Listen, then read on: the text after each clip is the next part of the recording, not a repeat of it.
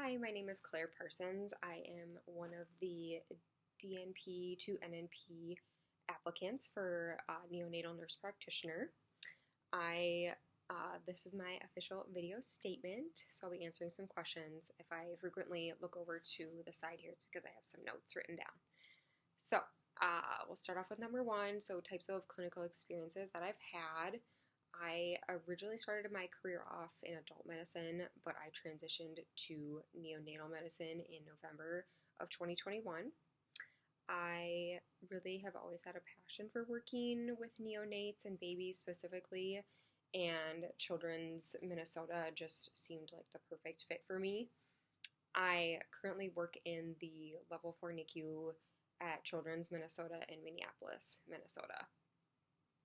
So what we do there, with it being a level 4, there is a lot of really high acuity, anywhere from a high flow or low flow nasal cannula up to high frequency ventilation. So we work with oscillators, jet ventilators as well.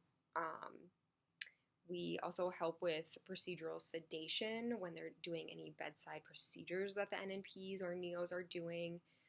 We titrate drips, we cool babies as well. We have a whole protocol for that.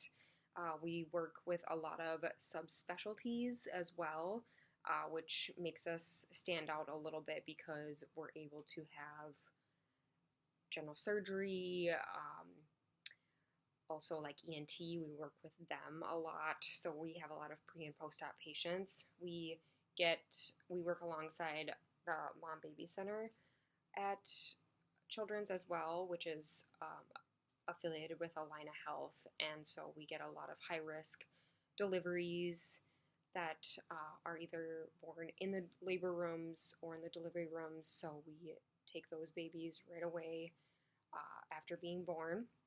We also take a lot of outside transfers from outside smaller rural hospitals. So a lot of really great experience that I've had just working in Children's and been exposed to all that a level 4 NICU encompasses. Number 2, what motivates you to become a DNP prepared nurse practitioner?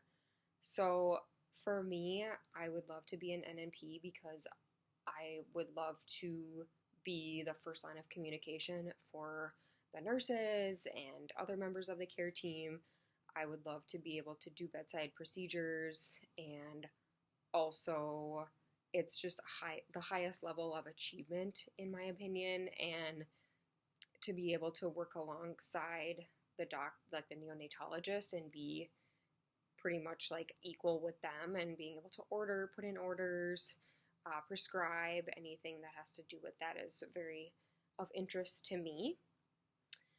I also feel like there's a lot more autonomy in that position because you're able to make these decisions based on your knowledge and current evidence-based practice.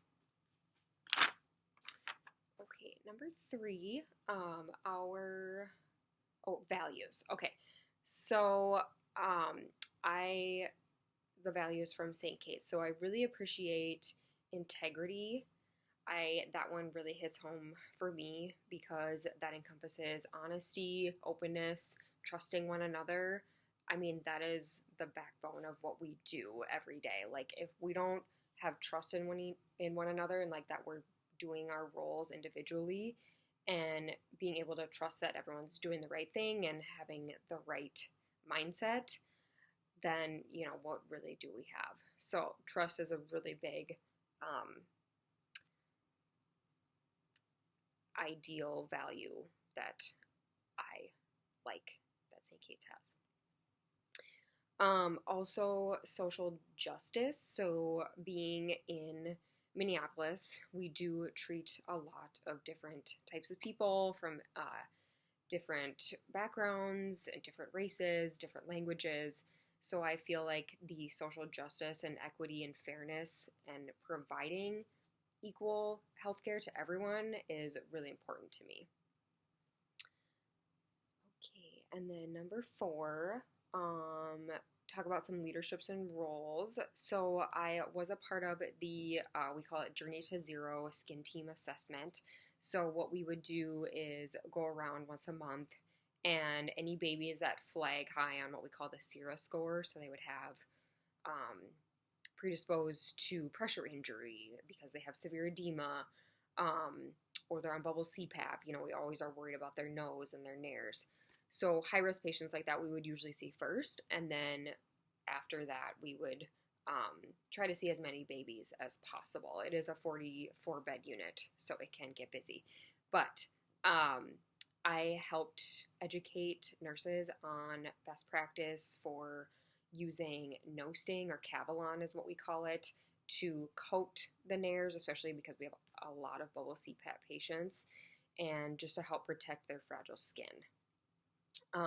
Also making sure that we're doing a full skin assessment once a shift at least, and really taking off their CPAP hat as well, and especially dark hair, like looking, feeling at anything, because things can hide under dark hair, which we have seen. So that role was very interesting because it allowed me to educate other nurses on how to do skincare protocols and stuff like that, and then also being able to see a wide variety of patients and skin issues. I've also been a preceptor a lot, so precepting new nurses. We have a buddy program, so any new nurse, usually it's a new graduate nurse, they will be assigned, they will be assigned a buddy that basically will be like their mentor, and if they have any questions, like once they get off orientation, or they just like need someone to vent to or talk about a really hard shift, we would be that person for them. So it's a really neat opportunity to make connections with your coworkers, especially when they're first starting out. And then we also have a circulating nurse. We call it CRN, and that is where there's two of them. There's 1 and 2. 1 usually goes to all the deliveries. So you're there doing full NRP resuscitation. So that is a class that I'm planning on taking this fall. Great. And last but not least, strategies for success. What is my learning style?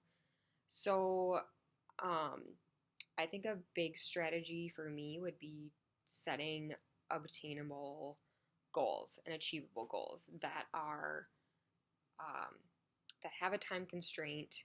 So then I'm really focusing on like, okay, what can I accomplish today or this week? Really making specific goals like that would be helpful for me. Also taking a lot of notes in real time. Flashcards are really helpful for me. Taking practice quizzes is also just a good way to keep me thinking about different content, and then taking that content and applying it in questions and stuff like that. Utilizing other resources, and time management is also a big one for me as well.